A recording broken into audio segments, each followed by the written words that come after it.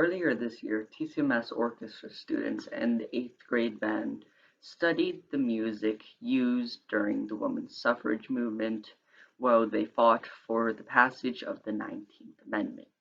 In honor of Women's History Month and Music in Our Schools Month, we would like to share some aspects of our work with you. Throughout the unit, we learned about local connections to women's suffrage and debated the merits of differing viewpoints held by individuals such as W.E.B, DuBois and Alice Paul. We also learned to play Votes for Women, which was the International Hymn of the Suffragettes. The lyrics of the chorus of the song state, "Then lift your voices in accord and gloriously sing, freedom, equality, our battle cry shall ring. Courage, sisters, staunch and true, and to your course unswerving. Fight for the holy cause, remember who you're serving." In addition to learning to play Votes for Women, students reflected on what they learned over the course of the unit and shared their own informed opinions and experiences on the topic. Students connected their work to present day, including the recent election of the first female Vice President of the United States. We hope you enjoy our video presentation.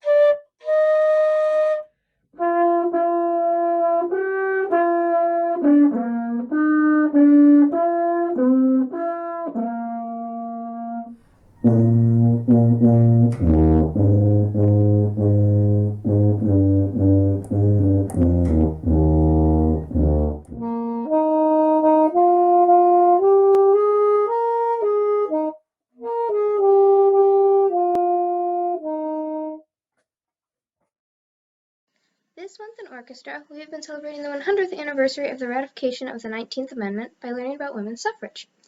After studying how women got the right to vote, I think that on paper women have, for the most part, equal rights with men. But I don't think that these are always upheld, partly because of many old traditions that some people don't want to give up. For example, in most of history, societies have been patriarchies. Only boys could attend school, kings held more power than queens, etc. Also, society hasn't progressed enough to change certain historical documents such as all men are created equal from the Declaration of Independence. Another example of how women are treated differently than men is wages. There are often places where men get the same or more than women for the same work. During the fight for women having the right to vote, there were many marches. In 2016, my parents and I went to the Women's March in D.C. Remember all of the signs that people were holding, and it really showed how the U.S. still has a long way to go before being a country where everyone is created equal. I think that one thing that would help women be treated as equals to men would be to have a more diverse government, with more women and more minority groups represented in it. I think that currently not enough of the country has representatives in office, which means that there are many people who feel that they do not have a say in important decisions. And a more diverse government would give a truer reflection of the country and what its communities want. In this unit, we talked about women's voting rights, and how before the 19th Amendment was passed, women didn't have the right to vote. We watched videos about the Declaration of Sentiments, Susan B. Anthony, as well as reading about other suffragettes. While women are now able to vote and have gained more legal rights, there are still more things that can be done to achieve equality. While the United States recognizes women as equal citizens, women still experience a series of microaggressions on a daily basis, and this leads me to believe that attitudes need to change just as much as laws or policies did and do. Women such as Dr. Joe Biden, who worked hard to earn a higher degree, are being asked if their doctorate is real because it's not in medicine and because they are women. Or when Hillary Clinton ran for president in 2016, a lot of focus was put on what she wore and not always what she said. Also, women still earn less than men in some professions and are held to different standards.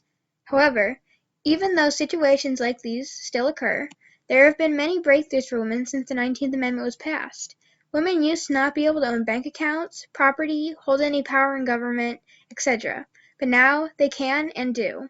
For example, Kamala Harris, who was elected as the first female vice president, and other women who have power in the government. I believe that the 19th Amendment passing was a good thing, and once women were given the right to vote, their lives improved some because they were given a voice in society. It got better because the right to vote moved them closer to equality, but along with this, they still faced inequality and issues. To support equal rights in women in the future, things I and others can do are write to politicians, such as senators, to support policies in favor of women's rights, as well as calling people out when they don't treat women as capable or equal. These can help because by electing people who want equality, there will be a higher chance of them implementing those policies to achieve equality on a legal level. Calling people out can also help because it can help to start the process of changing those behaviors.